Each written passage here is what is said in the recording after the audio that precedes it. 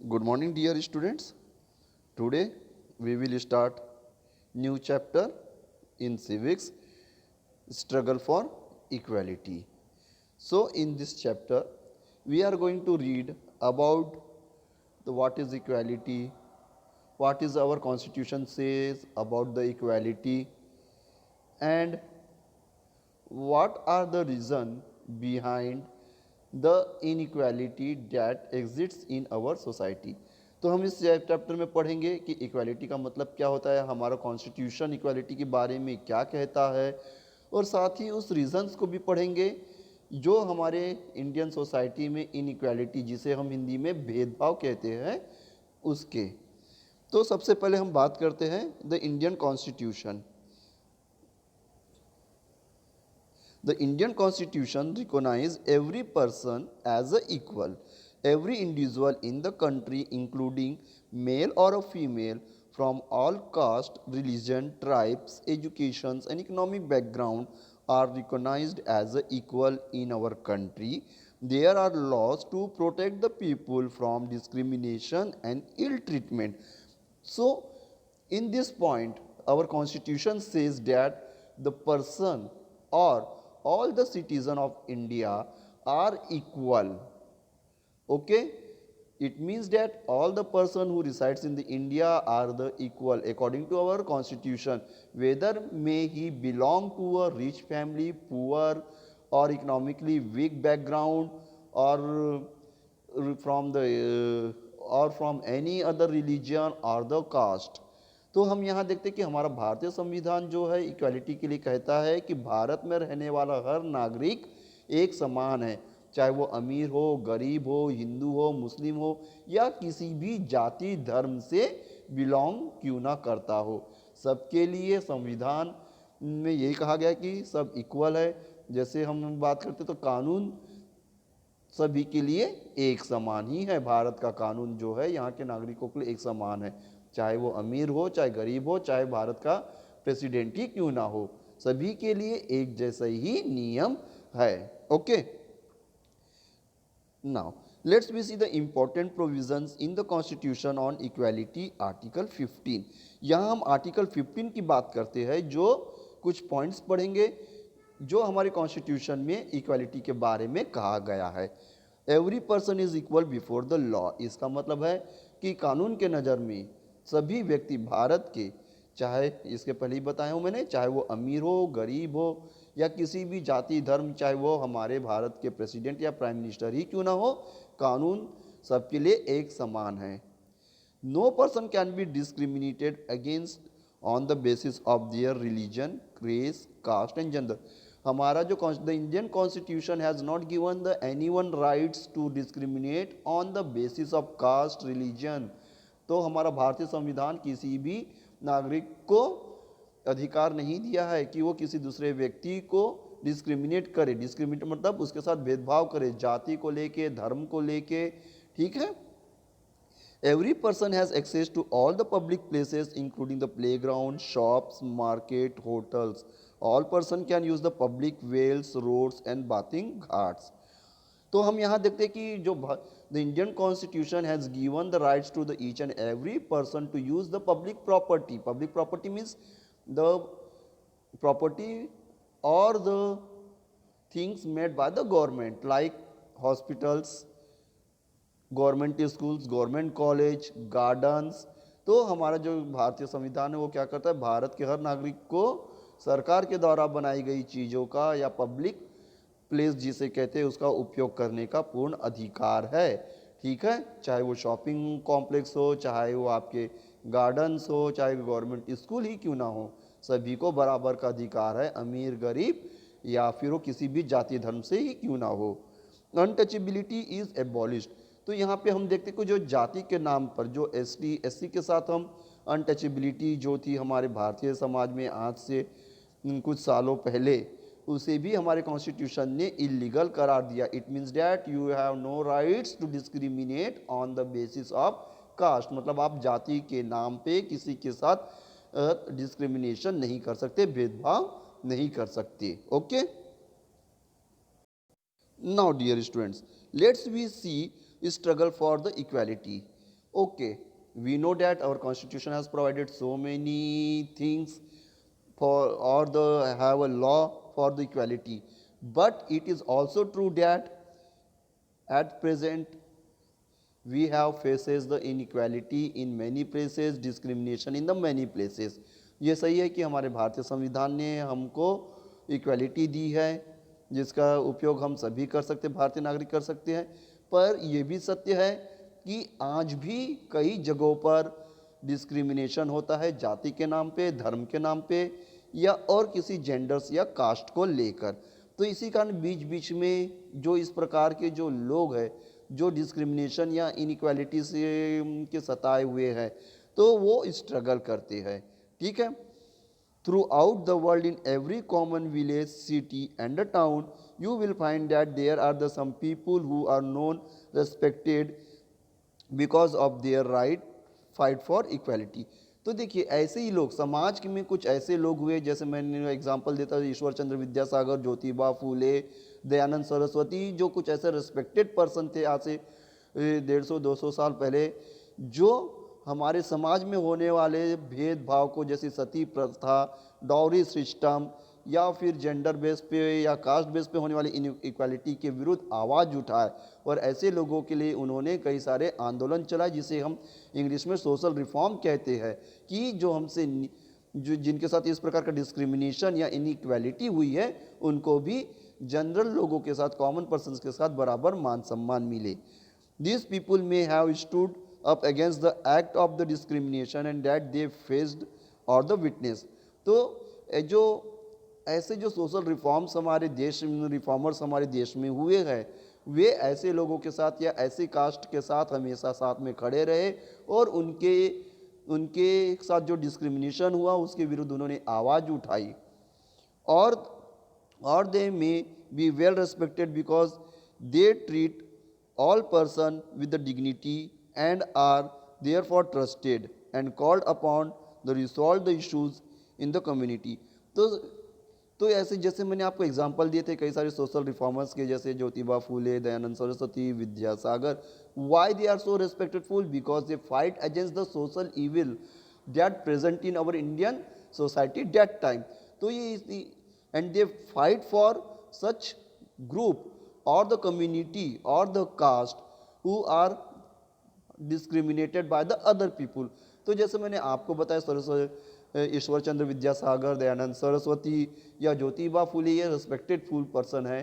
ठीक है, यह एक समाज सुधारक के नाम पे फेमस है। क्यों? क्योंकि वे ऐसे लोगों के साथ हमेशा खड़े रहे जिनको हमेशा भेदभाव या इनइक्वालिटी जिनके साथ हुई थी, खासकर lower caste. Often some of these persons became more widely recognized because they have the support of the large number of the people who have united to address the particular issues of the inequality। तो ये इस type के जो social reformers हमारे देश में हुए, इतने फेमस हुए, इनका नाम या हम इतना रेस्पेक्ट करते क्यों? क्योंकि इन्होंने इस जो हमारे देश में जो उस समय डिस्क्रिमिनेशन था या इनइक्वालिटी जो भी थी प्रथा, उसको उनके विरुद्ध आवाज़ उठाई, देश के लोगों को जागृत किया, और साथ ही ऐसे डिस्क्रिमिनेटेड ग्रुप या कम्युनिटी को वे एक बराबर दर्जा दिए कि इनके साथ भी एक सामान्य व्यवहार होना चाहिए, भेदभाव नहीं। In India, there are the several struggles in which the people have come together to fight the issues that they believe are important।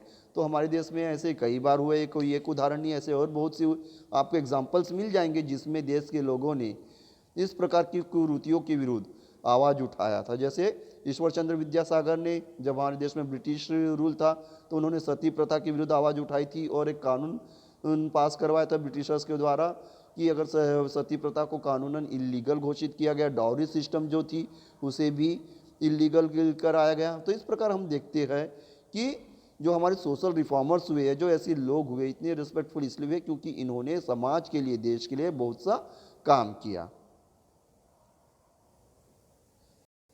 So the dear students, the inequality doesn't mean only the inequality on the basis of the caste, religion, greed। तो inequality या discrimination से मतलब खाली cast या आपके धर्म से related नहीं होता, it also upon the gender, gender मतलब मेल और फीमेल के बीच में जो किया जाता है। जैसे सपोज अगर किसी इंस्टीट्यूशन में या किसी वर्किंग प्लेस में अगर मेल और फीमेल दोनों सेम जॉब कर रहे हैं और उतने ही घंटे काम कर रहे हैं जितना घंटा मेल कर रहा है और उतने ही घंटे अगर फीमेल करती है, तो मेल को ज़्यादा सैलरी दी जा रही है और फीमेल को कम कंपेयर टू मेल, तो ये भी एक डिस्क्रिमिनेशन है। ठीक है, क्यों? इसे हम जेंडर बेस्ड डिस्क्रिमिनेशन कहा जाता है। तो और वैसे ही आपने देखा होगा, हिस्ट्री में भी पढ़ा होगा कि जो फ्रांस जैसी जगहों पे जो फीमेल है उनको वोट देने का अधिकार नहीं था। They can't own the property, यहाँ तक कि वो वोट नहीं दे सकते थे और अपने लिए खुद की कोई प्रॉपर्टी नहीं खरीद सकते थे। तो ये भी जेंडर बेस्ड इनइक्वालिटी का ही एग्जाम्पल है या डिस्क्रिमिनेशन का एग्जाम्पल है। So the at that time in France the many womens started the movement, तो इन्होंने भी इसके विरुद्ध आवाज़ उठाई और उन्हें सक्सेस मिला और उन्हें भी बराबर का एक पोजीशन दिया गया। ठीक है, there are many such struggles such as the amongst the बीडी। तो हम यहाँ पे एक एग्जाम्पल देखते हैं, इसमें हम एक एग्जाम्पल को रीड करते हैं।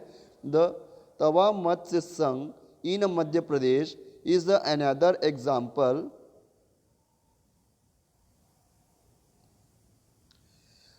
People coming together. तो यहाँ पे मध्य प्रदेश में एक जगह है तवा, वहाँ पे मत्स्य संघ बना। क्यों? क्योंकि वहाँ पे जो मछली पकड़ के रहने वाले मछुआरे हैं, तो उनको वहाँ से गवर्नमेंट ने वहाँ पे कुछ डैम वगैरह बनाने के लिए उनको वहाँ से डिस्प्लेसमेंट मतलब कि उनकी जगह से हटाने की कोशिश की थी। गवर्नमेंट का ये सोच थी कि वहाँ पे बांध बनाकर पानी को रिजर्व किया जाएगा, जिसका उपयोग इलेक्ट्रिसिटी या और बाकी कामों में लाया जा सकता है।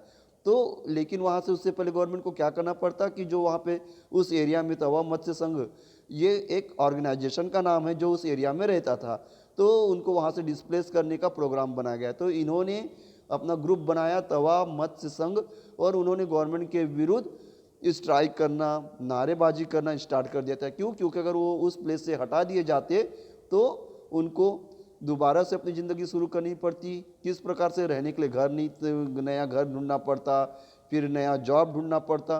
तो इसलिए उन्होंने इस प्रकार से इस एक ग्रुप बनाकर इसका विरोध किया था।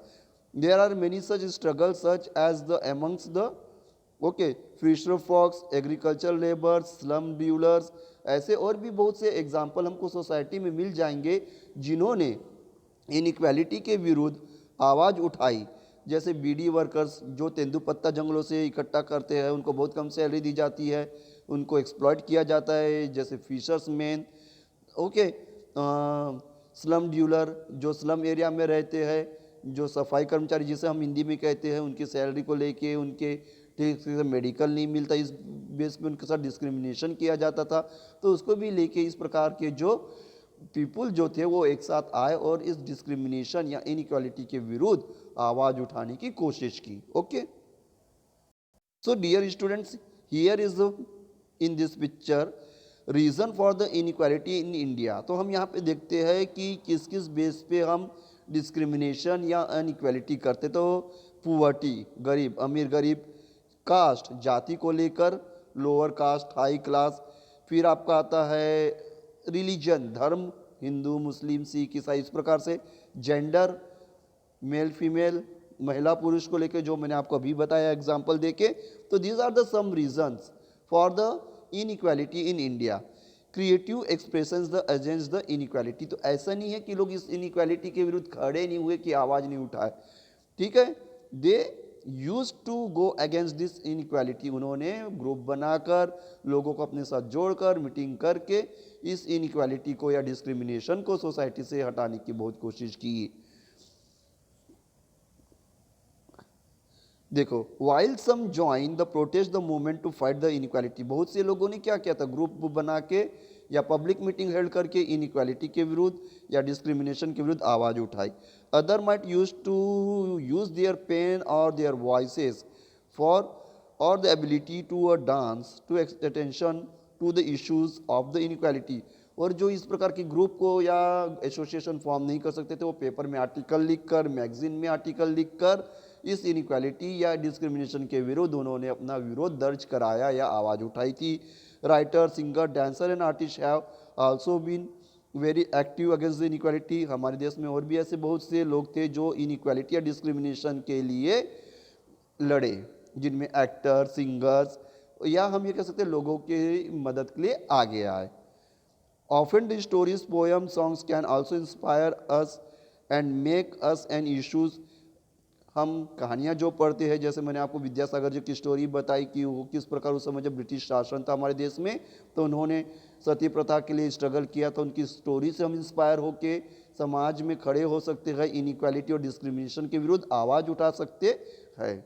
Okay, so dear student, I have in a topic explained about the Tawa Matsya Sangh. Let's here have some points why this Tawa Matsya Sangh formed.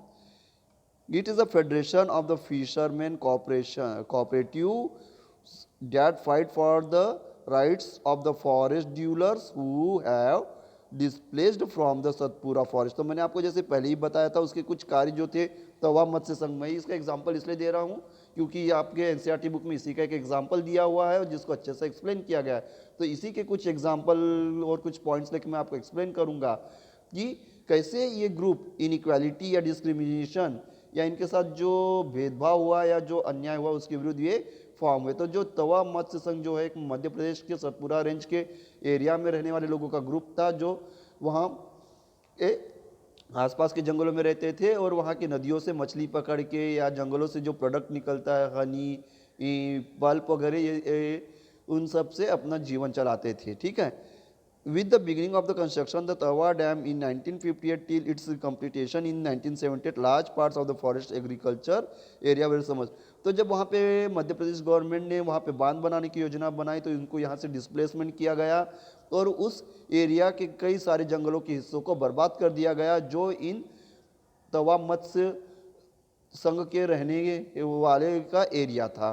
ठीक है। इससे क्या हुआ, उनको वहाँ पे मछली पकड़ने में प्रॉब्लम आने लगी, साथ ही साथ बहुत से खेती किसानी लायक जो फॉरेस्ट से उनको प्रोडक्ट मिलता था जैसे हनी, गोंद, पल्प, ये सब भी उनको नहीं मिल रहा था। So they started strike against the government. तो इन्होंने क्या हुआ, परेशान होकर गवर्नमेंट के विरुद्ध उन्होंने नारेबाजी और हड़तालें शुरू कर दी थी। When the contractors started exploiting the poor village, they came together, formed the union।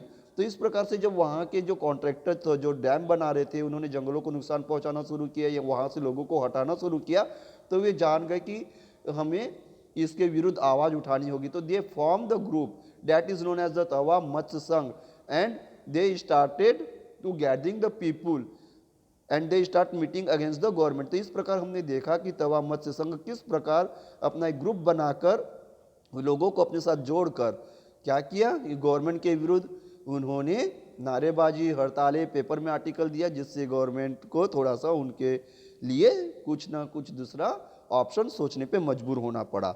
The rallies and chakka jam were organize time and gain in the response. तो इस प्रकार हम देखते हैं कि इन्होंने रैलीज करके, चक्का जाम करके, लोग हड़तालें करके, गवर्नमेंट के विरुद्ध नारेबाजी करके उसके जो एक्सप्लॉयटेशन या जो डिस्क्रिमिनेशन किया जा रहा था उसके विरुद्ध आवाज़ उठाई और अपने लिए न्याय की लड़ाई लड़ी। So in this way we have go completed our chapter struggle for inequality. और हमने ये देखा किस प्रकार लोग अपने लिए जो उनके साथ अत्याचार, जो डिस्क्रिमिनेशन या इनइक्वालिटी हो रही है उसके विरुद्ध आवाज़ उठा सकते हैं। ओके।